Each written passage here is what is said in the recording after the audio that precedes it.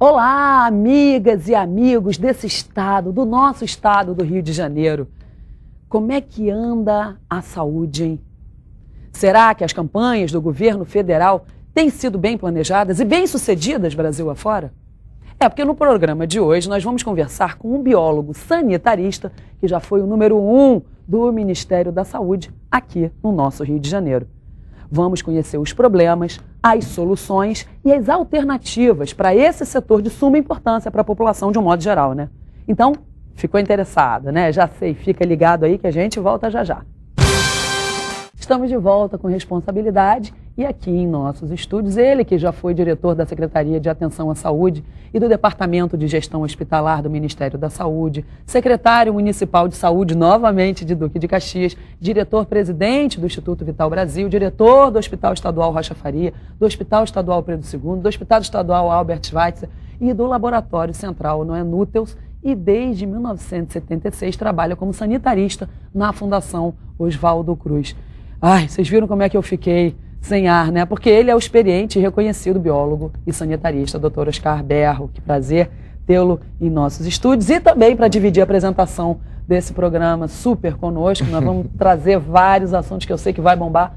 Cristino Áureo, apresentador, deputado estadual, que também já foi 4 vezes secretário de Estado de Agricultura. Todo mundo dando show, que delícia, né? Só competência aqui no nosso estúdio, né, Cris? Inclusive, e principalmente na apresentadora. Opa, mandou a bola, só golaço, só golaço. Oscar, bom dia. Um prazer enorme estar com você. Prazer né? Você sabe que é super conhecido, o Oscar entra direto, né? É uma referência quando a gente fala em saúde, em algum problema, ele realmente sempre entra nas rádios, nas televisões. Agora, a reclamação, eu não posso deixar de começar e falar isso. A reclamação é total e absoluta. A gente só escuta reclamação. É todo dia no jornal, na rádio, na televisão. Nas filas nos hospitais, é todo mundo reclamando da saúde. A gente ouve muito poucos elogios. Fala pra gente como é que começa a resolver esse problema. Tem uma saída? Cláudia, primeiro a primeira proposta de solução veio com a Constituição. Uhum. Nós estamos falando de alguma coisa de 23, 24 anos, que é a Constituição de 88. Nós estamos num processo de construção de um sistema que já foi adquirido por nós, falido, né? A gente está falando de uma saúde que vem se modelando nos últimos 20, 30 anos. Então, é trocar o pneu do carro com o carro andando. A saúde está mal? Está mal. Mas melhorou muito. Se a gente fosse olhar antes da Constituição, a saúde era muito pior. Até porque tinha uma discussão se ela era da Previdência ou da saúde. Hoje ela é preceito constitucional. Você tem artigo na Constituição que diz que a saúde é um dever do Estado, é um direito de todos e um dever do Estado. Você precisa de fazer alguma coisa? Muita coisa precisa ser feita, mas já fizemos muitas coisas. Nós temos programas brasileiros que são premiados no mundo inteiro, são copiados no mundo inteiro. Não estou falando no mundo inteiro, na República tal, na África, na República tal, na Ásia, não, nos Estados Unidos, na Inglaterra, na França. Nós temos um programa de vacinação brasileiro, ele é reconhecido como um programa mundial padrão. O programa de AIDS, o programa de controle da tuberculose, que começa efetivamente a funcionar. Qual o nosso grande problema? Nós temos 2 fases. Uma que é da prevenção, que ela é a assistência, mas é preventiva, e a outra é o tratamento, que são as urgências e emergências ou os pacientes crônicos. O que nós vemos nesse cenário?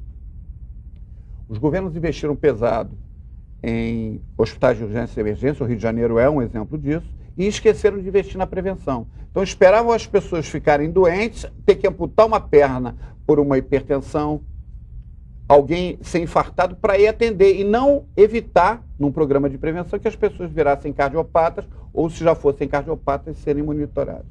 O Rio de Janeiro, o município do Rio de Janeiro, é um bom exemplo. Quando a atual gestão assumiu, tinha 3 a 3,5% de cobertura. Quer dizer, menos de 400 mil pessoas eram atendidas no programa de saúde da família, que é o médico de família, que já deu muito certo em Niterói. Você tem vários exemplos, que é o exemplo cubano, mas outros países do mundo têm. Quem trouxe foi o Gilson Cantarino? Foi o Gilson Cantarino, quando esteve secretário de Saúde Municipal em Niterói, e conseguiu trazer para o Rio de Janeiro, que foi o primeiro núcleo que conseguiu investir, mas teve uma adesão muito grande em vários estados, e no Rio de Janeiro isso não acontecia. Você tem o equívoco que tem secretários de municipais de saúde que foram exonerados por fax porque pediram para montar 600 equipes de saúde da família. Né? foi o ex-secretário e presidente da Fiocruz, Sérgio Arouca, foi demitido por fax. Por quê? Porque ele pediu ao prefeito, à época, que implantasse 600 equipes de saúde da família. A atual prefeitura assumiu isso como uma responsabilidade, brigou porque isso precisa de um investimento, e às vezes a Constituição, tanto estadual quanto a municipal, ela faz com que você fique amarrado, e investiu. Hoje nós saímos de 3%, fomos a 30%. Você tem 2 milhões de pessoas no Rio de Janeiro que estão dentro do Programa de Saúde da Família. Precisa estar perfeito ideal? Lógico que não está. É uma vergonha você chegar numa emergência e ter que esperar. Mas por quê? Porque ainda as pessoas vão na emergência porque ela está com luz acesa, tem profissionais, às vezes não tem essas discussões, quem ganha mais e quem ganha menos, tem que ter um salário igual para todos. Não adianta o federal ter um salário, o estadual ter outro salário e o municipal ter outro salário. E fica numa disputa predatória de salário. Aí eu vou ser médico, eu vou ser enfermeiro, aonde paga mais. Aí vira uma prostituição. Então nós temos que trabalhar um salário igual para todos os profissionais de saúde, talvez uma dedicação exclusiva. Nós temos modelos no Brasil que funcionam muito bem, que é do SARA, mas um profissional lá ganha entre 15 e 17 mil reais. Nossa, que não é a realidade. Não né? é a realidade, mas você tem vários SARAs, tem quase 10 SARAs, unidades do Grupo SARA, de reabilitação, neurologia, neurociência, ligadas no país, num sistema que é nacional. Então, por que se você pode ter para uma e não pode ter para o outro? Nós temos que ser criativos, os deputados estaduais, federais e os senadores têm que brigar por uma política que os salários sejam iguais. E aí, em lugares muito longe, tipo Amazonas, tem um salário de deslocamento, tem um salário para incentivo para que o profissional vá. Porque é uma vergonha você ter um neurologista no Rio de Janeiro, mas não vai ter um no Amazonas, não vai ter um no Acre. Então, o que falta de verdade é especialista. Eu tenho uma teoria e que ela é muito efetiva, você já deve ter visto, os ouvintes já devem ter visto, o Cristina já deve ter visto. Você tem o melhor faxineiro do mundo. E você diz, ele bota esse prédio uma beleza. E você resolve dar um incentivo para ele. Você tira o melhor faxineiro do mundo e transfere para ser o melhor para ser porteiro. E ele passa a ser o pior porteiro do mundo, porque ele não está especializado. Então você vê a quantidade de profissionais de saúde ou não, que são secretários de saúde, que nunca leram a Constituição brasileira. Ser secretário é muito diferente mas do que é ser... totalmente diferente, tem responsabilidades diferentes. Né? Cristiano, você que é secretário e é deputado estadual. Nós já trabalhamos juntos várias Sem vezes. dúvida. Como é que você acha que é uma questão salarial? Eu acho que a questão do salário é uma dentre muitas questões que estão aí para desafiar a nossa capacidade de gerenciar esse assunto. Porque, evidentemente, que sempre o volume de recursos vai ser aquém da necessidade. Isso é assim aqui, isso é no orçamento de saúde dos Estados Unidos. Da Finlândia. Em países França, da Europa tem uma crise instalada lá e o sistema de saúde da Europa está sob forte pressão. Então não adianta dizer... O americano passou por uma reforma e isso é um tema da campanha presidencial deste ano nos Estados Unidos. Então, o sistema de saúde no mundo está desafiando os governantes. Então, a capacidade de gerência disso, dessas crises permanentes que se instalaram na saúde, é que tem que ser discutida. Como disse muito bem o Berro, eu quero pensar esse ponto, nem sempre o profissional de saúde que podia estar dedicado e dedicada à solução do problema ali, operacionalmente, é o melhor gestor para o sistema como um todo. Ele pode juntar, e eu defendo isso não só para a saúde, mas defendo também na área de educação. Na educação tem um problema semelhante. Você tem um conteúdo pedagógico, conteúdo de conhecimento didático. E não gerencial. E o gerencial nem sempre está associado. Ninguém é obrigado a ter todas essas experiências e habilidades num mesmo ser humano.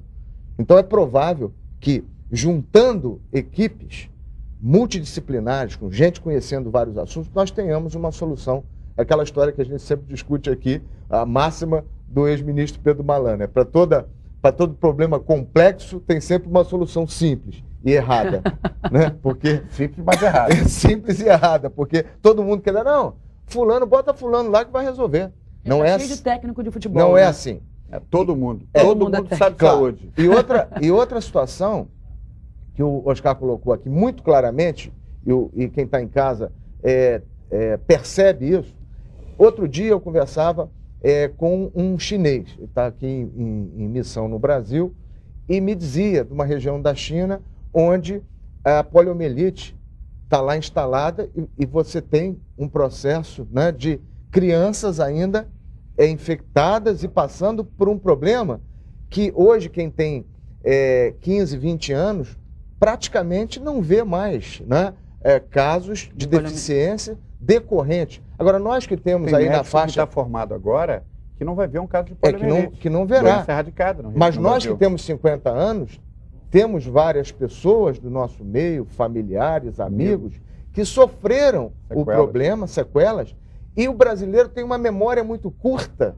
E devia se lembrar que a poliomielite foi erradicada do Brasil graças ao esforço, campanhas que são emblemas no mundo. Mas, se a por China toma a vacina de poliomielite. Claro. Ainda. Hoje nós... Para manter essa erradicação. Manter a erradicação, o controle.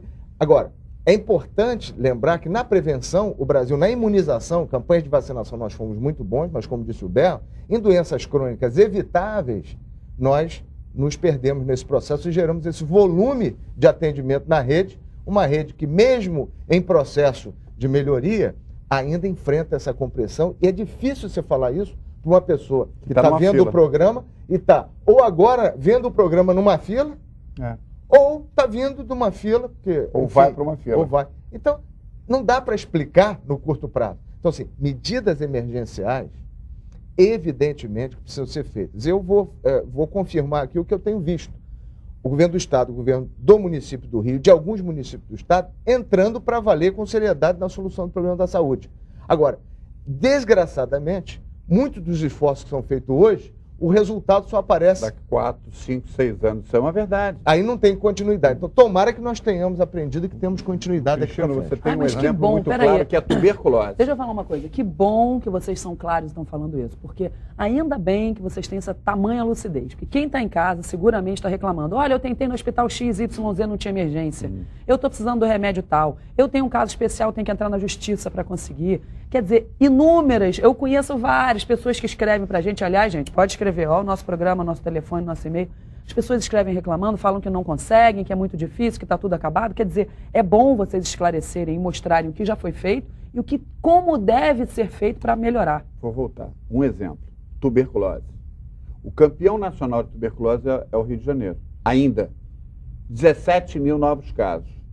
De um ano e meio para cá, esse índice começou a cair. Por quê? Porque algumas prefeituras, e o Cristiano foi numa felicidade muito grande, assumiram a questão da tuberculose, que é uma doença que tem que ser tratada durante 6 meses, todos os dias. Uma pessoa tem que tomar o remédio todos os dias durante 6 meses, senão não vai estar tratada, não vai estar curada. Ela está tratada, mas não está curada, porque as pessoas têm a síndrome do super-homem. Eu estou tossindo, estou escarrando sangue, vou tomar o remédio, parei, estou bem. Não! Você tem que ficar durante 6 meses. O tratamento hoje, a tecnologia não avançou ainda para resolver isso. Então, mas precisava de um programa de saúde da família ou a clínica da família pesado para assumir pelo menos de 2 milhões de habitantes. Ele é perfeito? É lógico que não, pessoal. Você imagina o seguinte, nós temos 2 exemplos que para mim, eles são os mais claros possíveis, da nossa incompetência de gerenciar essa massa toda. Nós estamos no país que tem uma eleição que 4 horas depois, eu sei no país inteiro quem foi eleito prefeito, quem foi eleito vereador, quem foi eleito presidente da República, quem foi eleito senador, governador, todos. Eu tenho um país que tem a maior rede bancária do planeta. Ela está toda informatizada, mas não tem um cartão. Que eu, Oscar, sofro um acidente, ou sou tratado aqui, sou hipertenso, cardiopata e diabetes, tem no meu cartão, dê o nome que você queira, tem todo o meu histórico. Aí eu sofro um acidente, eu tenho uma necessidade no Acre ou em Brasília, tem que alguém ligar para o Rio de Janeiro para saber quem é esse cidadão Oscar. Não pode ser feito pelo CPF ou Lógico identidade? que poderia ser, mas fica discutindo se vai ser o pai, ou João, Maria, ou Pedro. Tem que ter um sistema. Se eu tenho CPF, se eu tenho identidade, por que eu não vou ter? E uma outra coisa que me incomoda sobremaneira, todo mundo quer ser pai do filho. Na saúde tem muito isso. Eu fui a pessoa que desenvolvi junto com, na época não era ministro ainda, o ministro Temporão, eu não consigo chamá-lo de outro nome, ministro Temporão, nós montamos o programa da farmácia popular, no governo do Estado. Depois ele foi adotado pelo governo federal e hoje ele tem em tudo quanto é lugar. Aí entra um governo que quer trocar o nome do projeto, tem outro nome. Você dá remédio para a pessoa, não, eu não gosto desse nome, porque quem deu foi João, Pedro, Maria. Pessoal, o país já tem maturidade suficiente para que programas que deem certo continuem. Ou a gente vai toda vez tirar a placa da inauguração de um hospital para botar de outro? Claro. Essa questão, Bé, da continuidade, que você falou, programas de Estado, programas que são sérios e precisam ser tocados. Dá um exemplo aqui, na nossa área um pouco mais específica da agricultura, nós implantamos o programa Rio Rural com apoio do Banco Mundial. Ele está estruturado desde 1999. Já tem metas para 2018. Ele é um programa de Estado. Ele é um programa que vai superar e vai passar várias administrações só se enriquecendo. E agora está premiado na FAO como um dos programas de referência no mundo. Na Itália, né? Na Itália, para receber um prêmio em Roma. Nós vamos lá receber o prêmio. Por quê? Porque ele conseguiu manter a sua linha de funcionamento e está chegando com saneamento na zona rural. Mas você não está chegando com... correto? Isso. Mas, Berro, sabe por que o Cristiano conseguiu isso? Em grande parte porque ele é secretário de Estado há 4 mandatos. Mas muito provavelmente o nome, ele está certíssimo, esse nome teria sido trocado pelo seu eventual sucessor caso você não tivesse há quase 16 anos à frente da secretaria. Claro. E as pessoas vão se assustar com o que eu vou dizer. Nós ainda temos casos de hanseníase. Hanseníase, para quem não conseguir ter claro, é a lepra da Bíblia. Nós temos pessoas que vivem com lepra, doença totalmente tratada, a pessoa se integra à sociedade totalmente. Eu fui secretário de saúde no município de Duque de Caxias e eu via tuberculose e lepra junto. Eu estou falando de lugares que ficam daqui a 20 quilômetros. Quer dizer, ou a gente encara isso com a seriedade, mas por profissionais. E outra coisa, como é que você imagina que um profissional muito bom de formação acadêmica, ele vai gerenciar se ele não sabe logística, não sabe computação, não sabe negociar. O sistema, bom gerenciamento do sistema vai colocar esses profissionais em condições de exercer, porque todas essas são profissões de vocação. A pessoa que está nisso é de vocação. A gente gosta de servir, né? Servir. E precisa do apoio da estrutura. Então, a política, a vida pública, quem assumiu o mandato, tem que olhar para esses profissionais com um respeito enorme e ver, olha, nós temos que trabalhar juntos. Não adianta ficar a corporação contra a gestão, a política contra o técnico. Isso é uma besteira. Nós precisamos pacificar esse ambiente para a gente poder andar. Cristiano, em cima disso, eu acho que a tua fala ela é perfeita no seguinte. O profissional de saúde, e esse mais ainda, vamos entender que o rol de profissionais de saúde ele é muito grande. Para você imaginar, a força de trabalho de um hospital, ela não se dá com médico, ela se dá com enfermeiro, com técnico de enfermagem. Quer dizer, a grande força de trabalho, 70% são profissionais de enfermagem. Mas ele tem uma coisa que a gente tem que resgatar, sim. Na minha época, eu tenho 55 anos e entrei nesse sistema em 75, fiz a prova em 75 e fui aprovado num concurso público em 76 para Fiocruz. Na minha época, as pessoas tinham amor pelo que faziam. Amor mesmo. Por que você quer fazer? Eu quero fazer porque eu gosto. Por que eu não fui médico? Porque eu não queria fazer medicina, queria fazer biologia. Por que a pessoa fez enfermagem e não fez medicina? Porque as pessoas... Não, medicina é o top do top. Não, cada um tem o seu limite e tem a sua abrangência. Não, tal profissão é que cuida de todos. Isso não existe no setor saúde. Então a gente tem que resgatar o amor das pessoas pelas atividades que eles querem desenvolver, salários dignos, e não é ser milionário, não, é salário que ele possa cobrir as necessidades dele na casa dele, que o filho dele, que ele não possa não pagar uma conta, e a gente sabe do que está falando, não paga uma conta para poder pagar uma outra. A ordem política desse país tem que entender que é um setor tão frágil, que ele tem que ser tratado com uma visão diferente. E uma outra coisa. Sensível, uma visão muito mais sensível. E tem uma coisa fundamental, isso eu vejo todo dia. Cadeirante, deficientes visuais, ostomizados, toda a população, as pessoas acham que não vai acontecer nunca. Eu nunca vou sofrer um acidente, eu nunca vou ter um acidente ou uma necessidade e posso ficar cego. Eu nunca vou... de sangue, sangue, órgãos. Quantas pessoas são doadores de sangue? Você órgãos, é doador de sangue, né? outro é outra. Não, por quê? Mas você vai... Sangue que demora 24 horas para ser processado. Então eu, às vezes, não dou sangue, mas o meu filho pode sofrer um acidente e precisar. Mas eu vou doar sangue, como é que vai ser dado? Primeiro que não pode, a legislação não permite essa doação desse tipo, a não ser em sangues especiais. Então, como é que você faz isso? Você tem que começar a ter campanha de doação de sangue, mais ainda, campanha de doação de sangue, campanha de doação de medula, doação de órgãos. Eu, depois de morto, vou servir para quê? Para minha família chorar no meu túmulo? Então que ela chore, mas chore sem o meu coração, que pode salvar a vida de alguém, sem meus rins, sem o meu fígado, sem os meus ossos, sem os meus olhos, pulmão. Nós não vamos precisar disso em lugar nenhum mais. Só nossa alma que vai estar só alma de alguns, porque alguns nem a alma vai servir para nada. Nem a alma vai servir para nada. Como que a gente faz, as mães que estão nos assistindo, quando chegarem no hospital e está escrito assim, não temos emergência? Primeiro, não temos emergência, alguém tem que dizer por quê. Eu sou totalmente favorável que dentro de você chega no hospital, tem o nome de quem é o diretor, o nome do chefe da clínica, e não é para ligar para reclamar não, porque ele é o responsável por aquele atendimento.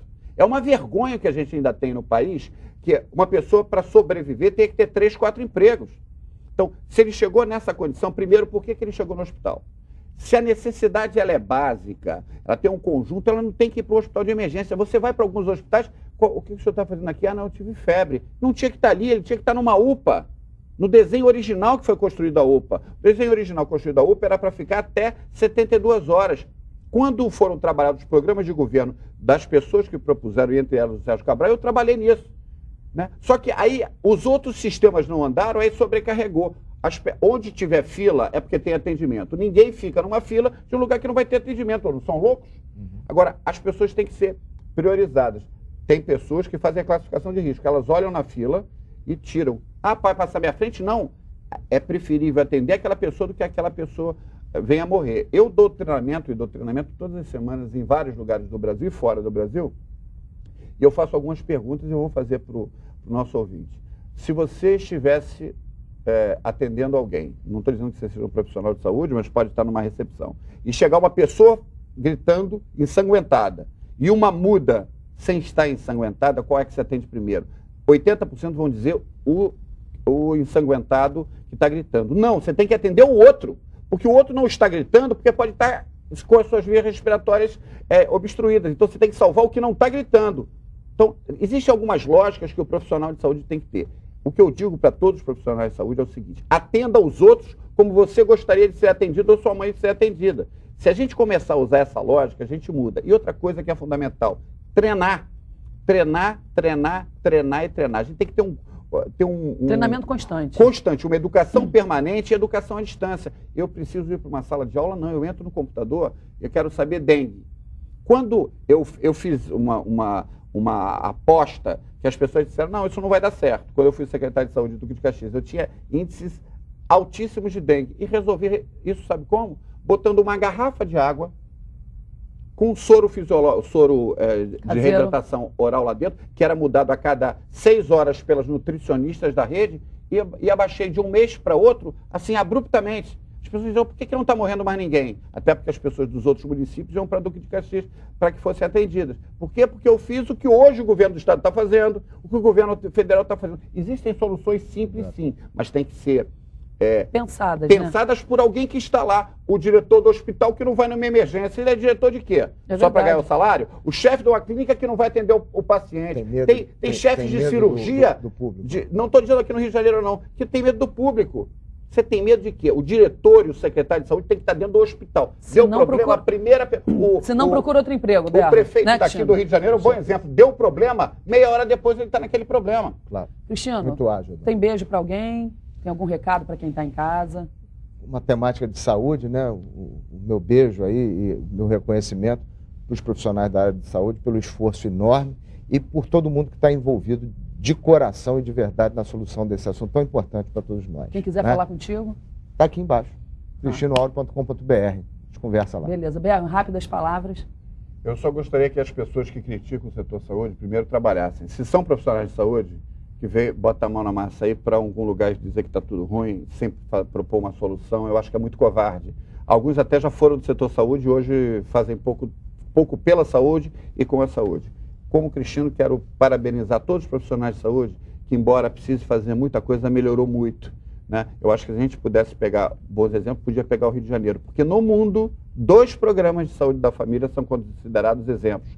Um é no Cairo, Egito, e outro do município do Rio de Janeiro. Quer dizer, a Organização Mundial de Saúde reconhece isso. Só nós cariocas, ou nós que moramos no Rio de Janeiro não reconhecemos, precisa muita coisa. Mas que as pessoas habilitadas e competentes para fazer o façam, e não ficar criticando. Não, está tudo muito ruim, ou os arautos do apocalipse. Chega, o país não merece mais arautos do apocalipse. Quem quiser falar contigo, faz o quê? oscarberrosaúde@globo.com. Beleza, obrigada pela tua presença. Eu quero mandar beijo para os seus gêmeos, para os não gêmeos, para sua esposa, para todo mundo, viu? Olha, quero agradecer, olha que bacana mostrar essa foto. Um fotógrafo super legal mandou essa foto para mim, de uma festa que ele teve, aí bateu eu, não adianta só parir, tem que criar, né, com os nossos filhinhos, o Klaus e o Luca, então eu quero mostrar aqui, olha, agora foi esse fotógrafo super legal que mandou para mim, muito obrigada, viu? SLLM, né? Deixa eu colocar aqui direitinho. Brigadão, viu? Fiquei super satisfeita, mandou pra gente esse presente. E também quero fazer essa campanha aqui, agradecendo muito a você que está em casa, que nos liga, que nos escreve, a Ângela da Gávea, a Marlene de São João de Meriti, a Carlinda do Éden e a Magna de São Gonçalo. Foram pessoas que ligaram pra gente, nós fomos às suas residências e recolhemos doações. E você que está nos ouvindo, não só esses que já doaram, os que querem doar, nós fazemos aqui o Elo do Bem, nós entregamos em ONGs, associações, instituições, fundações, tirando o que você sobra e falta a essas outras pessoas. Então, muito obrigada de novo a Ângela, Marlene, Carlinda e Magna, São Gonçalo, Éden, São João de Meriti e Gávea, que doaram, nós fomos lá buscar.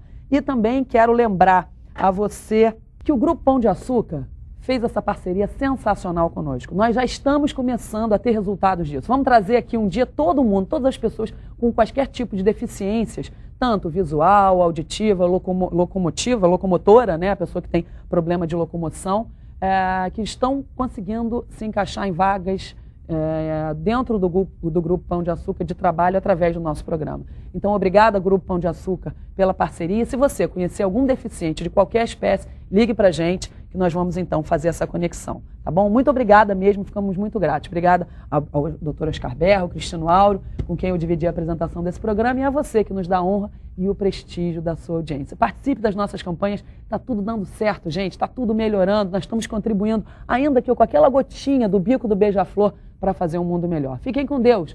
Lembrando sempre que quanto mais responsabilidade você assiste, mais responsável todo mundo está ficando.